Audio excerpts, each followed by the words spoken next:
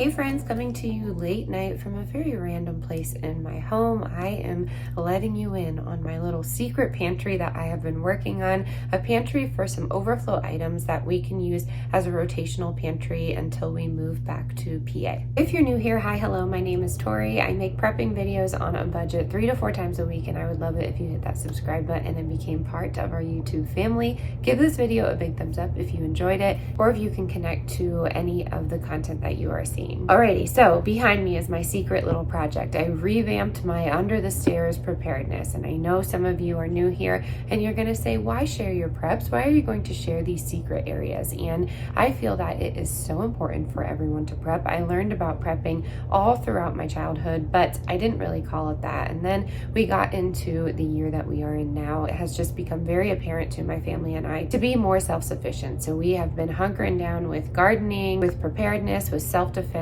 with wellness, and we're having a good time doing it. So if you are interested in my little prepper pantry tour behind me here, I'm excited to show you. This would be great for a beginner. These are just some items that you can pick up on, that you can prep on a budget because they are so inexpensive. So these will be nice for any type of emergency, and I'm excited to get you turned around and show you the organization, because we all know I can be a little bit disorganized. So I'm very proud of this little section of the house right now, and I think it will be great to use as that rotational pantry until we head back to Pennsylvania. I always say it's nice to have multiple preps on your property and off of your property. So if you can invest in some extra land, maybe look for a storage cubicle or find a space somewhere outside of your home or at a destination that you can get to that just you and your family know about in the event of an emergency. Again, if you're new here, introduce yourself in the comments below if you feel comfortable, and let me get you turned around and show you what we're working with. Alrighty, friends, here she is. No harsh critiques because it is a work in progress. So I'm very excited about this. I think things are a lot more organized. I can send a child and or husband down here to find something that we need when we are working through this pantry, which is what it is. But it does have a little bit of everything in it. We have a lot of gear in here. My husband and I, we love being in the outdoors, and that requires gear sometimes. So we love to snowboard. So husband's van, snowboard boots, and electric goggles set up. That's just because my Burton setup is kind of taking up that top shelf. So not the best place for it, but for now it will do. So starting on the gear setup, we have the Opez generator that was sent to us, and we have some solar panels, and then we have some artwork. My husband and I met in art school, if you did not know that, and we did some large format printing. I'm a printmaker. He is a film photographer. So we realized our portfolio bags can house some of these solar panels in a really great way. So that back one is full with solar panels, and then this front one here, I just consolidated all of our undergraduate prints, and then I do have some graduate prints in there as well, but that is besides the point. We have some old cameras back there, but that is basically the setup in this front area. And then we of course have some camping chairs, camping mats. We have some heated blankets back there, as well as just some general cooking tools when we need to be outdoors. And then behind there, we have some cases of water. We have about 10 of them, and we are still working through them. We stored plastic water bottles for a very long time, and we still think it's okay to do that because they're inexpensive. And in the event of an outage, it's just nice to have clean drinking water. So that is what we have. I'm going to air quote clean because it's in plastic. So not the best for you, but it works in a pinch. And if you are starting your prepper pantry journey, I encourage you to stock up on water, and I encourage you to do that first. So as you can see, we have some back there, some sleeping setups, and we are going to start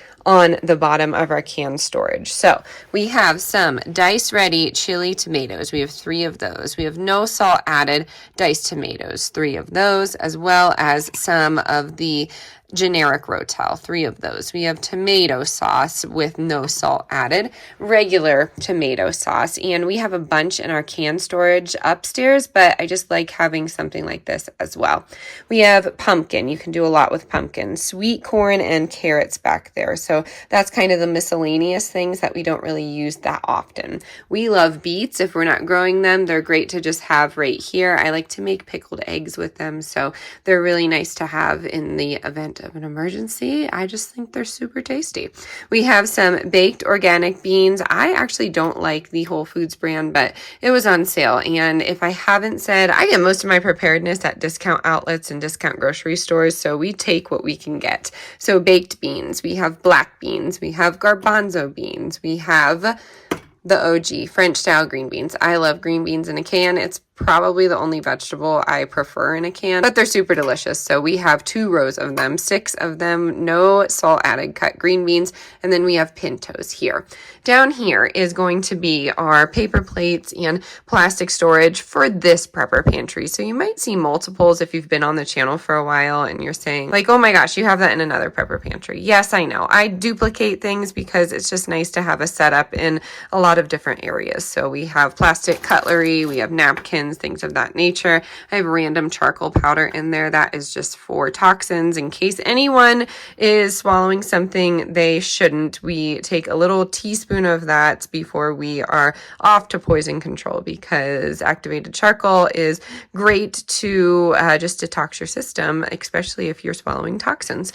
We have some paper plates, if I didn't already say that, and then we have some cups over here. I'm going to point this out now. I've kind of been stocking up on certain items that we drink or eat often, and coffee. My father-in-law got this for me. I'm so happy he did. It's just nice to have a coffee concentrate in the event of an emergency. You could barter with this, or you could just have a cup of coffee and make yourself feel better. So coffee or tea, whatever your preference is, that's good to go. I actually am kind of weaning off coffee though, and I've moved on to my happy juice. I've talked about this before, and I really would like to get a little bit more, obviously, but it can get pricey. So I am a brand rep for Amare. I cannot speak more to this company and the products that they have created. Happy Juice is just one product. They have protein powders. They have all different kinds, but Happy Juice, I have not really talked about this aspect of it on my channel, but I have osteochondritis dissecans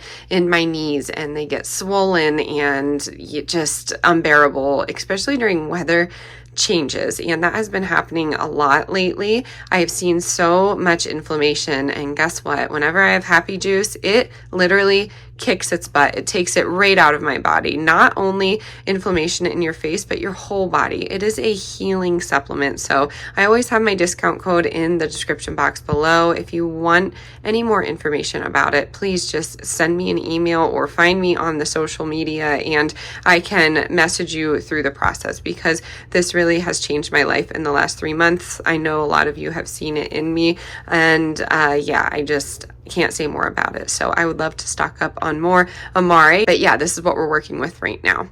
Now moving on to below the snowboard boots, I just have some random top shelf items. So I have homemade vanilla that will probably last us for another couple of years. I have some extra glass jars. I have some emergency candles. Those are the 72-hour candles. I have some Epsom salt back there, as well as some candles in the event of a power outage.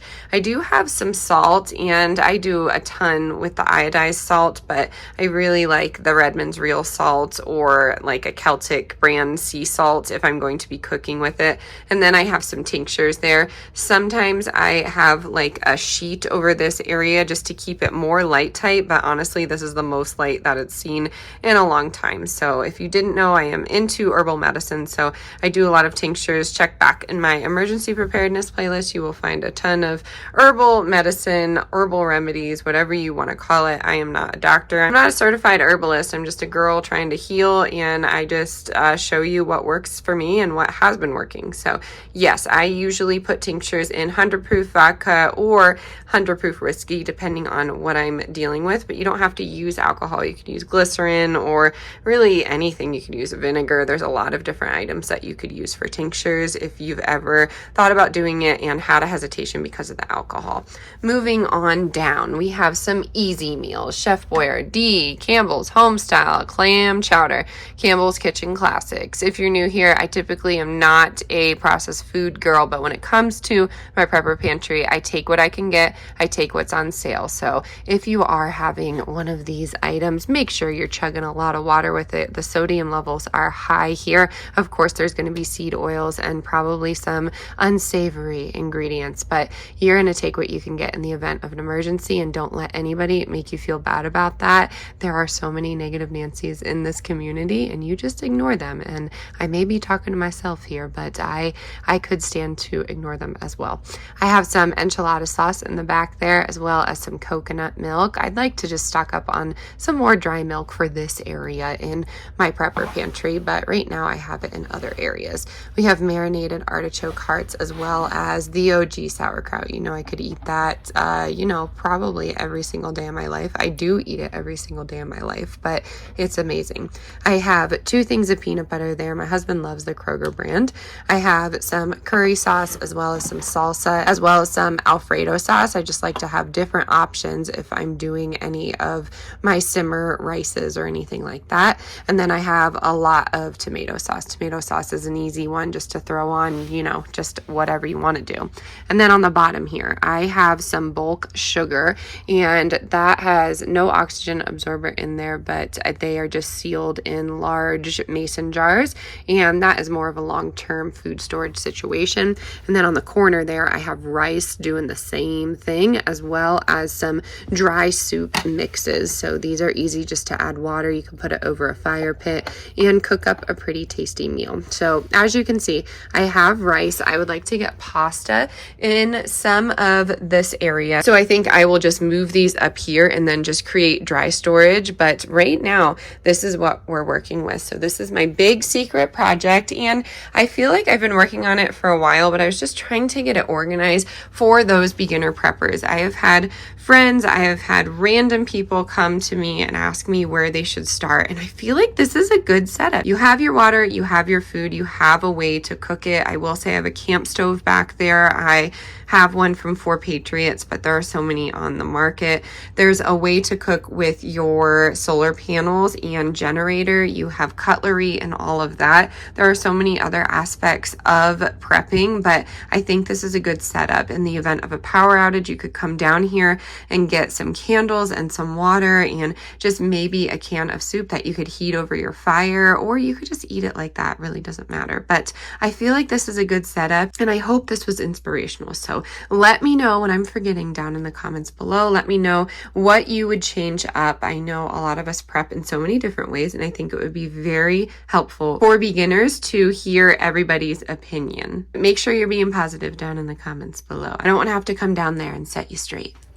Alrighty, my friends, that is going to do it for today's video. I hope you enjoyed my secret prepper pantry tour. I hope this was motivational, and I hope it showed you that you can still prep on a budget with items that you can find at a discounted price. I encourage you to shop your sales. I encourage you to shop your local bent and dent places, because I have found most of my items at those places, and they are going to last us in the event of any emergency. I think it is such an important time to be prepared. If you are a seasoned prepper, phenomenal. If you are just on your prepping journey, I congratulate you. It is such a great one to be on. We are such a positive community here. So if you're ever looking for a calm, sensible, yet positive approach to prepping, definitely hit the subscribe button if you have not already. I'm going to catch you on the next one. As always, stay adventurous, stay creative. Bye, y'all.